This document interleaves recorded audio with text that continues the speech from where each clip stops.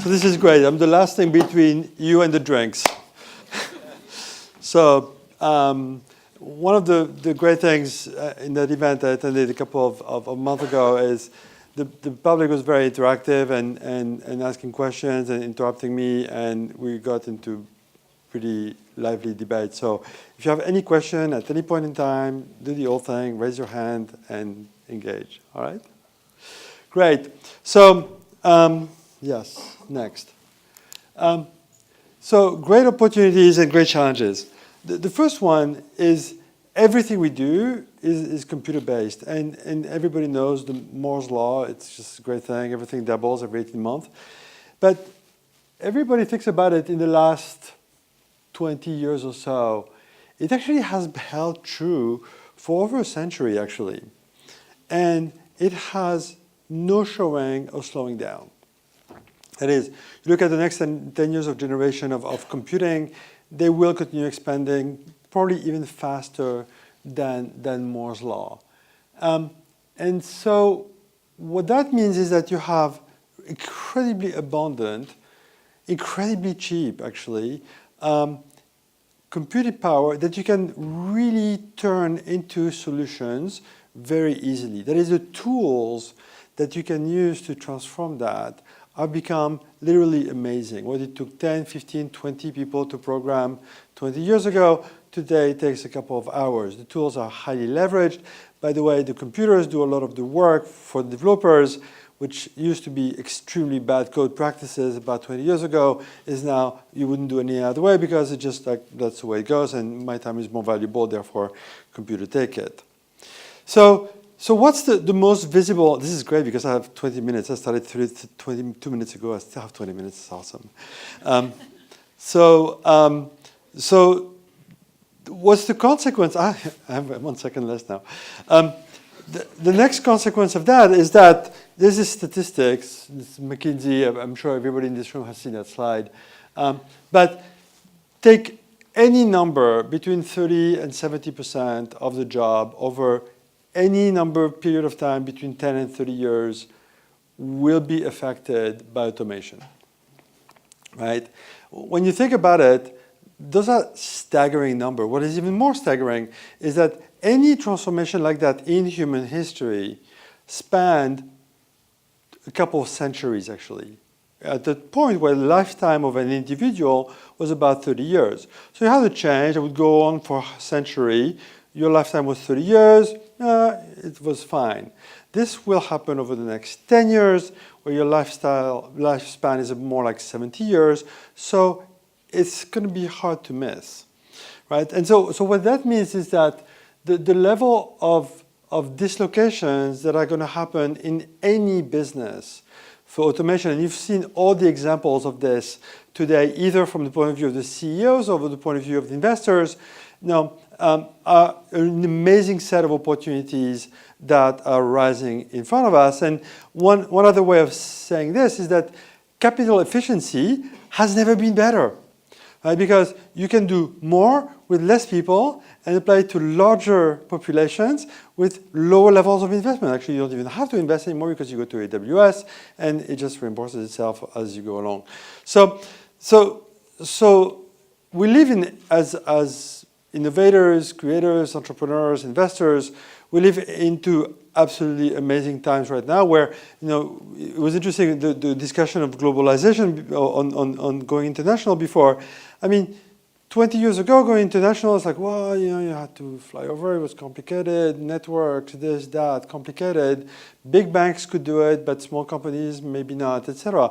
Today, you just go in AWS, you pop up a new region, you are here in Germany, you're in US, you are anywhere almost in the world, at a push of a button. We just take that for granted. It's really amazing. Make sense? Yeah? So, of course, then it's like, what's the catch, right?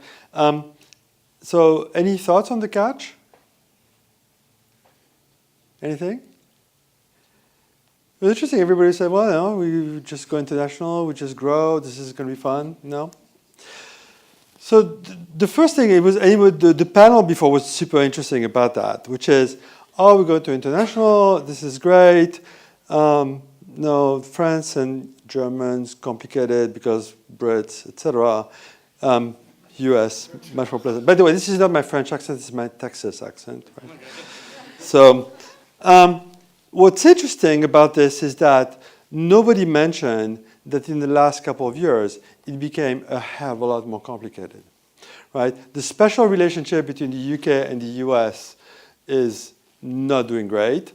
The G7 imploded last week, in completely public forum. Welcome to Twitter. And it's not like Germany is doing much better because we look at what's happening in Eastern Germany, Austria, we know what's happening there. Italy, nobody cared about it as a market because they're yes people, so you should not invest your time there. However, they also locked themselves up quite considerably, and life goes on. Jan Bremer, who I'm a huge fan of, if you don't follow his blog, etc., he's one of the best geopolitical thinkers today, we are in the largest geopolitical recession since the Second World War, and we live in a world of really high walls. Walls are climbing up at an amazing speed. Trump is building his walls, the Germans are building their walls, the UK doesn't have to bring walls because it's already an island, and so it's fine, although you build one at some point in time, but it's just gone now.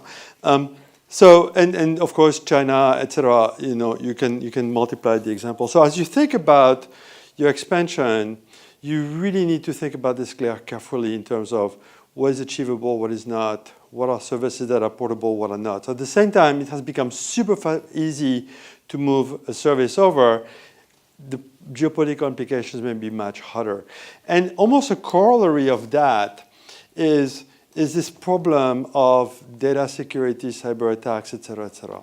We all face that in this like newly daily news, right? The one I love the best is that you think that the NSA would have that shit down, right? I mean, like, it's the NSA, right? No. By the way, the guy who took the data from NSA didn't have to go through any firewall. He was already in there. He took the data on technology that was not exactly like super duper and just walked out, right? So think about it for a second. You now have very valuable data, and we'll get back to that, but most of the businesses you created are valuable because they have incredibly valuable data. And as you create your businesses from the very beginning, think about the value of the data and how to protect it. And perimeter defense of your businesses is kind of interesting, right? So it's like, okay, you have a good car, you're going to lock the door because it's going to make it harder for somebody to just steal the car. It's not going to prevent anybody from stealing the car in the first place, right? So then what do you do to protect your data? And you say, well, this is, we're entrepreneurs and we're early on, et cetera, but you cannot believe, as you get successful, how hard it is to fix data problem related to privacy, security, et cetera. Look at Facebook, look at all those guys. They have massive issues today. They have no idea which way is up. So as you think about your businesses, the idea of thinking about those concepts in terms of security, safety, privacy, GDPRs, et cetera, in that broken geopolitical worldwide setting is really important, because this is, in effect, I think, one of the biggest seeds of your growth moving forward. That makes sense? Yeah? You guys think about cyber and data and privacy all the time, or not, or a little bit? No? It's really funny. I have a really hard time at GA to just like, well, hey, we have a security problem here. It's like, yeah, whatever. Until it's going to happen. How many of you know that they have been hacked in the last year in your companies? Guess what? You have been hacked. It's a fact. You just haven't noticed it yet. So just again, think about it, right? It's just something to take into account. So how do you work around all this? And I think we can all agree that one of the most interesting aspects of our businesses today is the ability to throw that free processing around massive amounts of data. And you can almost look at any business plans that you have seen today, any proposal, anything you look at is at the crossroad of data, processing, and some use case that you are trying to solve. And so when you look at the portfolio, this is the European GA portfolio. Now, we pay a lot of attention to where are our companies in terms of their evolution from we are digital, that is our data is now in the computer and we can just manage it with normal tools, to we have good KPIs, reporting, MIS, to analytics, and we're starting to project ourselves in the future, to what we call machine first, where when you think about a task, you don't think about a task as, oh, I'm going to write a piece of code that's just going to implement that rule, but you look at what is the data that you're going to use to train machines that are going to infer the rules to run your business for you. Make sense? Right? And you would say, well, it is actually pretty clear that the more you go to the right, the higher your P valuable the company, et cetera, actually is. But at the same time, it is also true that every step along the way is incredibly valuable. So some of the business that we look at, and one of them is actually, well, they're all here, but it's actually, about 50% of the data is not digital. So just being able to digitize it and just have it in the warehouse and be able to play with it, incredibly valuable for the business. Data reporting, MS, what are your KPIs, right? KPIs, and how do you predict how your business evolves? What are the key metrics you use for that? Amazon works essentially, everything that Amazon and Jeff Bezos does evolves on one KPI, one key performance indicator, one data point. Do you know what it is? Guesses? Customer? Customer delivery? Who said customer delivery? Who wants to say, do you want to dig on that? No? Speed of delivery. Sorry? Speed of delivery. Speed of delivery. Bingo. It's between the time you push the buy button to the item shows up on your doorstep. Everything Amazon is geared around that metric, from warehousing to delivery to logistics to payments to AWS. Everything is traceable back to that metric. So think about your KPIs and what drives your business and what is this data that you look at that's going to be indicative of your future performance, which gets you to learning and really looking forward into projecting into the future analytics all the way to machines. And that's where the beauty of this free computing power comes in, which is you can have machines learn patterns from your data. And that's where your data becomes very valuable, because then you don't have to use programmers to just make rules, because the data will tell you how to execute your business. And again, yes, the more you go to the right, the more valuable you become. But look at the company from like Uber, for example. It is actually not in the machine first state, because it still uses driver to drive the machines, the cars, right?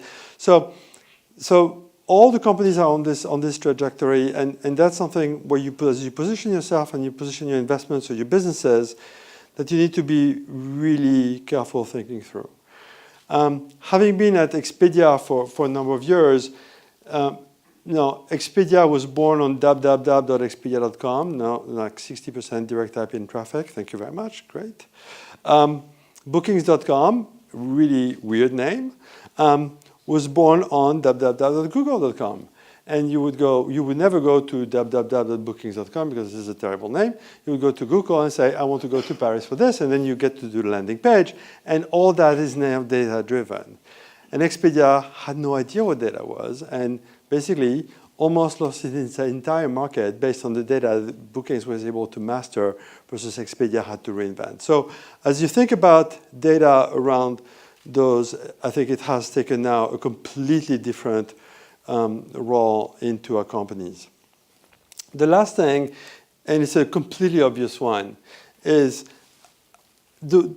everybody mentioned that the only thing we know about the future is that it's quite uncertain. Great, of course. How you build your teams is really, really critical. And after 4 years being at GA, I probably spend 50% of my time interviewing people, connecting with people, building team, understanding teams, etc. And you think, well, but Pierre, you have a technology background, you should do technology, etc. Yeah, kind of interesting. The most leveraged thing is how you put your teams together and who you recruit and how you manage the diversity, the aspects of all the team components, how you put a team together, how resilient those teams are, who is your leadership, who is your CEO, where do you source the skills from, and how you go about putting this team together. It seems obvious when you say it, but just for yourself, think about the amount of time you have spent in the last month thinking through what your teams do, and are your teams happy? And are your teams delivering? Are they performing, storming, norming, etc.? And when everything comes back together is this notion that as teams behave, their ability to measure themselves, try, do something, set an objective, forecast, measure, something else will happen, guaranteed, great, observe, measure again, learn, do it again, right? Because whatever is valuable is what your teams are able to invent for you, how they're going to solve problems, how they're going to deliver new solutions, new patterns, and how they're going to be able to do that at really super high speed. And one of the most amazing things that I've seen, observed in the last 4 years, and talk about globalization and being external, is sourcing for new people has changed profoundly. So we used to source by network, right? So you know somebody who knows somebody, they recommend somebody, etc. Okay, so you have access to a couple thousand people. Then you go to headhunters, and the headhunters, you ask headhunters, any search firms in this room?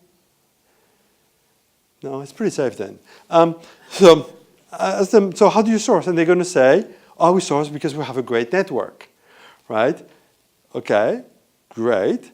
But now, when you think about your teams, you're looking for somebody with that skill set that needs to be balanced, men, women, that needs to be balanced across ages, that needs to be balanced across origins, that needs to be balanced across different skills, different interaction, different emotional IQ.